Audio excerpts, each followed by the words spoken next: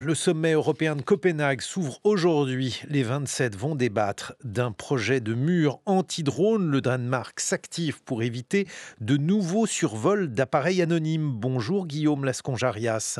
Bonjour. Vous êtes historien militaire et professeur associé à Sorbonne Université. Mais alors, des drones anonymes, qu'est-ce que ça veut dire? Ils partent d'où? Pourquoi n'arrive-t-on pas à savoir d'où viennent ces objets volants? Alors d'abord parce qu'un drone, tout simplement, à la base, la première difficulté, c'est l'identifier. Là où beaucoup d'appareils volants disposent de ce qu'on appelle un transpondeur, c'est-à-dire en fait une capacité à savoir d'où il vient, ce qu'il fait, vers où il va, et ben pour des raisons tout simplement de nature technique, c'est difficile d'en mettre sur les drones. Et puis surtout, c'est que quand on parle de drone, c'est peut-être par là qu'il faut commencer, c'est que vous avez toutes les tailles. Vous avez de l'équivalent du petit drone qui est de l'aéromodélisme, et ça peut aller jusqu'au drone Predator qui fait la taille d'un avion de ligne. En réalité, la notion de drone qu'on utilise en France est bien plus trompeuse que pour d'autres pays. Les Américains utilisent par exemple le terme généralement de UAS, Unmanned Aerial System, donc un système aérien sans être humain à bord, un aéronef finalement qui est piloté aussi à distance, et c'est un système, c'est comme ça qu'il faut le comprendre. Est-ce qu'il est raisonnable de penser que ce sont des drones lancés par la Russie? Il est probablement, utile de penser cela. Alors déjà pour 2 raisons, parce que, on a vu en fait déjà une succession d'incursions dans le ciel européen de ces fameux, drones russes. On l'a vu en Pologne, il y a 10 jours de ça. On le voit au-dessus, des pays, baltes très régulièrement. On le voit aujourd'hui au-dessus, de la Norvège et du Danemark. Est-ce qu'ils sont véritablement russes? C'est difficile à dire, pour une raison toute simple, c'est-à-dire qu'en fait, ces drones déjà, ne s'écrasent pas forcément, c'est-à-dire ils retournent à leur point de départ, donc ils sont pilotés. Et puis surtout, c'est que, même s'ils s'écrasaient, il faut ensuite pouvoir attribuer ce drone à une nationalité, et c'est beaucoup plus difficile qu'on ne le pense. Mais alors là, apparemment, ils ont été lancés par le Malawi. Alors, plus exactement, certains de ces drones peuvent effectivement partir de différentes plateformes, et probablement que ces drones ne sont pas partis directement du territoire de la Fédération de Russie, mais ils peuvent avoir été lancés depuis, par exemple, la mer, depuis un bateau. Donc vous avez effectivement des mouvements, assez suspects de, tankers, de bâtiments, alors soit de guerre, soit, de commerce, qui peuvent effectivement faire l'objet de plateformes, de lancement et donc de récupération. Et donc d'être sous pavillon du Malawi, ce qui serait ce qu'on appelle une flotte fantôme? Alors, pas véritablement, cette flotte-là, mais ça peut être un exemple, c'est-à-dire en fait on utilise des formes de brouillage, là encore, pas simplement pour faire tomber les drones, mais aussi pour faire tomber l'endroit d'où il provient. Cette capacité en fait comment dire? Brouiller les pistes et à interdire une identification formelle, c'est une condition essentielle de ce qu'on appelle la guerre hybride. Alors, à quoi ça sert si on retient l'hypothèse selon laquelle ce seraient les Russes qui enverraient ces drones? À quoi servent-ils? Alors, ils ont en fait 2 fonctions, une politique et une militaire. La première fonction, on va dire militaire, c'est de vérifier plusieurs choses. Notre capacité à les identifier et puis ensuite potentiellement à les traquer, à les suivre donc et peut-être à les neutraliser.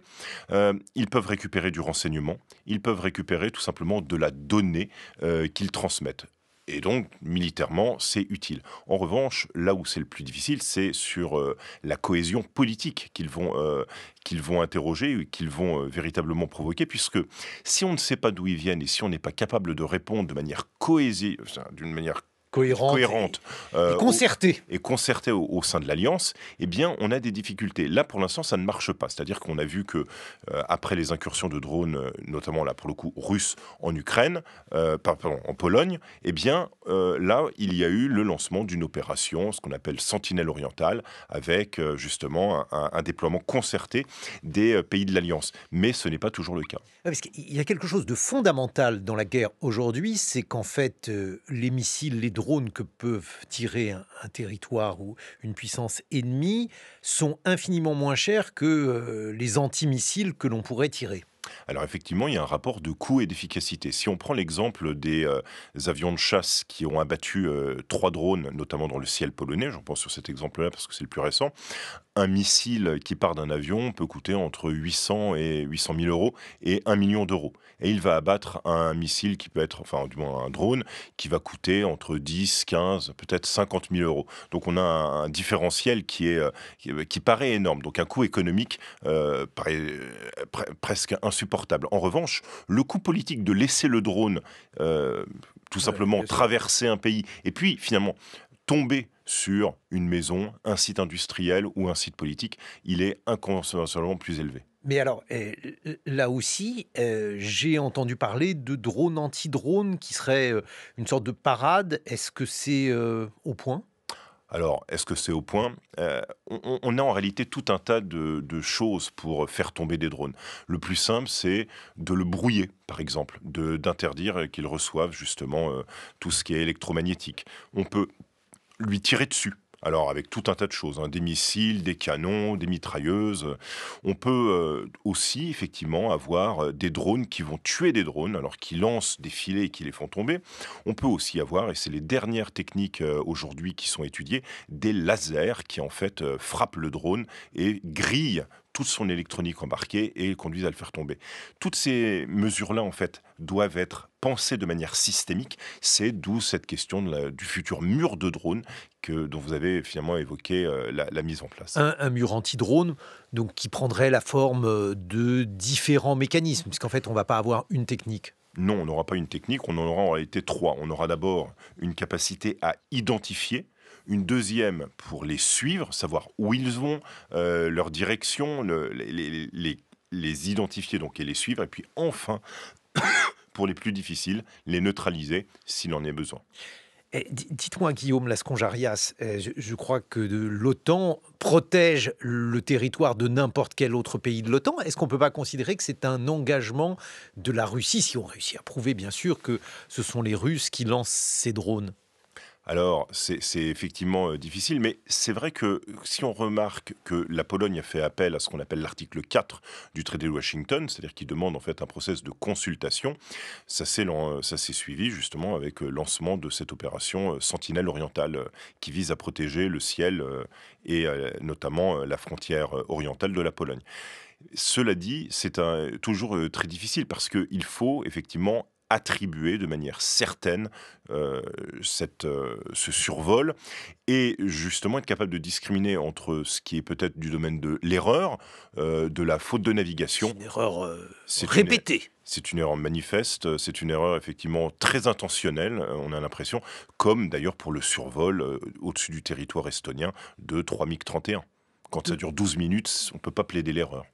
Et donc, cette situation, elle en dit finalement beaucoup, si on suit toujours cette hypothèse sur la situation de la Russie. Je crois que vous étiez en Ukraine, Guillaume Lasconjarias. Alors j'ai participé au forum de sécurité de Varsovie, oui, effectivement, donc en Pologne.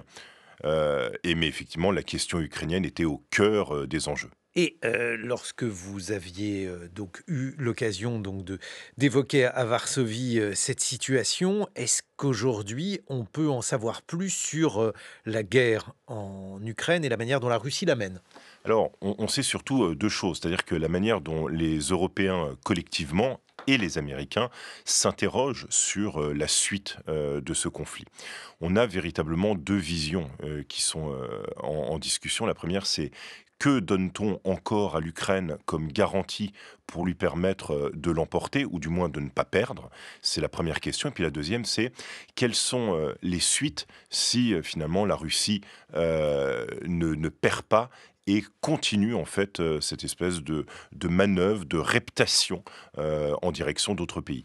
Typiquement, les pays baltes s'inquiètent beaucoup, la Finlande s'inquiète, mais c'est toute la question de la sécurité collective européenne qui se pose en fait. Bon, il y a eu énormément de débats depuis l'arrivée de Donald Trump sur la paix, la guerre en Ukraine. Récemment, il a déclaré que l'Ukraine pouvait peut-être grignoter du territoire russe. Ça vous semble... je vous vois faire un mouvement de la tête, Guillaume Lasconjarias. Alors, je me garderais bien de faire des paris, il y a deux choses en fait qui sont importantes. C'est-à-dire que l'Ukraine aujourd'hui a une capacité notamment à se fournir en matériel et elle fournit, elle crée, elle développe et elle s'équipe quasiment à plus de 50% par elle-même. C'est-à-dire qu'en fait, elle est capable de déployer ses propres moyens militaires. Ce qui lui manque en réalité, c'est des financements innovants, un lien avec une industrie qui soit capable de monter en compétences et en gamme. Pour les Donc, 50 autres pourcents, eh, en réalité, c'est tout plus ce que qui lui ça. manque en termes notamment de défense antiaérienne. Elle est très bonne dans les drones, hein. Je rappellerai un chiffre, elle a commencé la guerre en 2022 avec 17 drones. Elle en fournit aujourd'hui et elle en construit plus de 4 millions par an.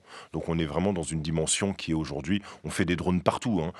Dans sa cuisine, comme dans un gymnase, on en fait partout et c'est efficace. Ça restera une guerre des drones de la même façon que la Première Guerre mondiale a vu apparaître les blindés? C'est en fait une guerre qui à la fois mêle la plus haute sophistication avec les drones, avec l'intelligence artificielle et en même temps les aspects les plus brutaux du combat avec des tranchées, avec l'artillerie. En fait, on a en réalité un mix entre ce qui date de la Première Guerre mondiale et ce qui sera la guerre du XXIe siècle. C'est pour ça qu'une des vraies questions qui se posent, c'est quelles seront les leçons à tirer de cette guerre-là qui seront utiles pour nos engagements futurs. Guillaume Lasconjarias, historien militaire, professeur associé à Sorbonne Université. Dans quelques